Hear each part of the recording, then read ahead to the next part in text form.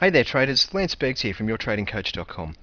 This video is a follow-up to the support and resistance articles that was sent out via the newsletter at YourTradingCoach.com.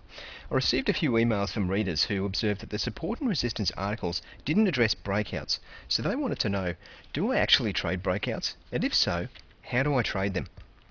Well, their observation is correct. Those articles focused primarily on tests of support or resistance that held. They did not address breakouts, so we'll look at that briefly today. First though, if you missed the article series, you can see them on my website. Just come over to the left-hand main menu and click on Articles. On the next screen, click Technical Analysis. And that should bring you to this page here, which lists all the technical analysis articles, or the first of a couple of pages. And you'll find there support and resistance articles 1 through to 4. So check them out. I hope you enjoy them. The feedback so far has been excellent. But let's get back to the questions. Do I trade breakouts? And if so, how do I trade them? Well, the answer is that no, I don't trade breakouts, at least not in the way that the majority advise breakouts should be taken. So why is that? One of the fundamental principles of my trading methodology is to find low risk, high probability setups. The standard method of trading a breakout does not provide for low risk, and it does not provide for high probability setup. Let's look at an example to see what I mean. We have here, for example, an area of resistance. Price comes up to that area of resistance and pauses, and then channels down below.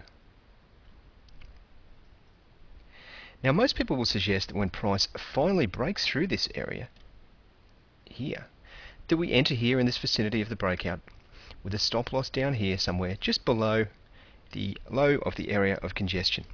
For me, this is not low risk. The distance from the entry here down to the stop loss here is just too great. Yes, I know you can reduce that position size accordingly to get the same dollar or percentage of equity risk, but that's just not my style. And for me, this is not high probability either.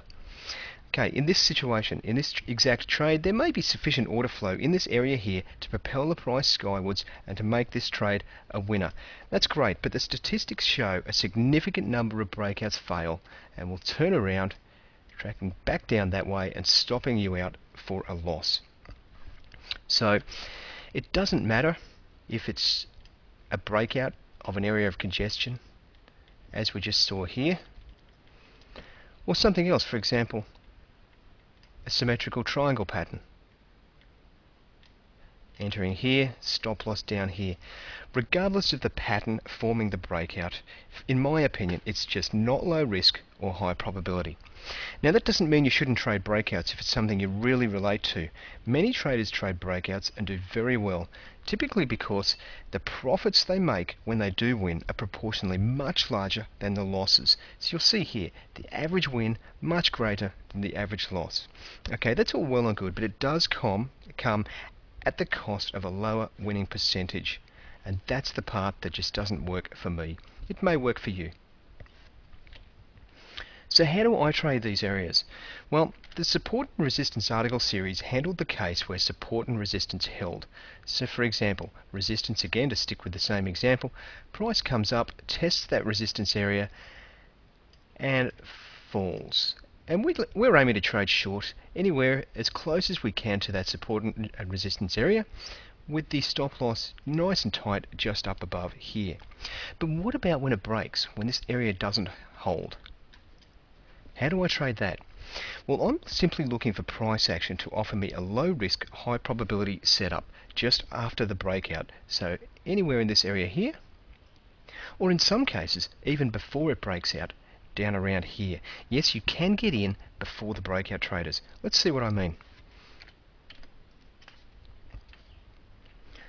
After the breakout, I'm simply looking for the first retracement which offers a low risk, high probability entry with the stop loss tied up below the low of the retracement lows. So let's have a look at that example. Stick with the same example. Resistance here. Price comes up to the resistance area, maybe a couple of tests, before finally breaking out. As I said, I'm simply looking for the first retracement which offers a low risk, high probability entry in this area. So it may be this retracement here, which will allow me an entry round about there with a stop loss just below the lows here. Or it may be this second retracement, which is even better, where the lows comes down to coincide with the previous high, offering an entry around here with a stop loss down there. Even better is when the initial retracement comes all the way back to the point of breakout, offering an entry in this area here, stop loss just down below. If you've read through the support and resistance articles, you'll understand the supply and demand dynamics that are taking place in this area and why it provides both a low risk and high probability setup. A common complaint from novice traders is, what if I miss the entry? What if, for example, price does come up here, pauses at resistance and breaks out and does not provide that retracement? Well, tough. You missed one, so what? Your job now is to simply look for the next low risk, high probability setup.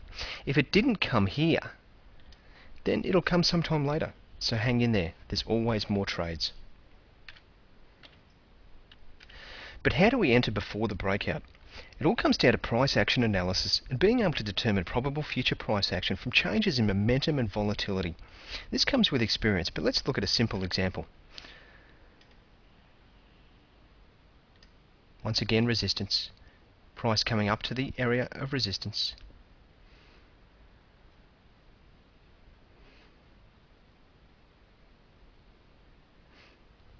Before a breakout long. In this example here, it shows increasing momentum on the upswings, there and there, weakening momentum on the downswings. And a really great example here, because we always also have higher lows. So we have a low point here, higher low here, and higher low here. So this is a great textbook example. In this case, I'll be looking to enter long following one of the weak retracements. So perhaps try it here with a stop loss just down below, and perhaps try it here again, entering long with a stop loss just down below. Now, I always manage these trades aggressively. If the breakout doesn't come, I'm looking to get out of there with a small profit or break even. So I always look to ensure that I have at least a 1-to-1 risk-reward ratio. So the area here, from the entry to the resistance, is greater in this example than down to the stop. And just slightly larger here in this example here. Always look to have at least 1-to-1, so that if the breakout doesn't come, I'm not taking a loss. I'm out either break even or with a small profit. So that's how I trade the breakouts.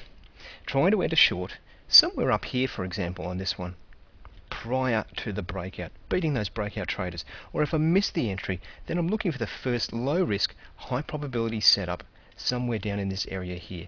Now, not too many opportunities in this trade, and perhaps I missed it. That's fine. Sometimes you do miss them. Other times you get better entries. Either way, it's good because it works well with my trading psychology and my need for a lower risk and higher probability trades. I hope that gives you some ideas for your own trading. I'm Lance Beggs from YourTradingCoach.com, wishing you many profitable breakouts.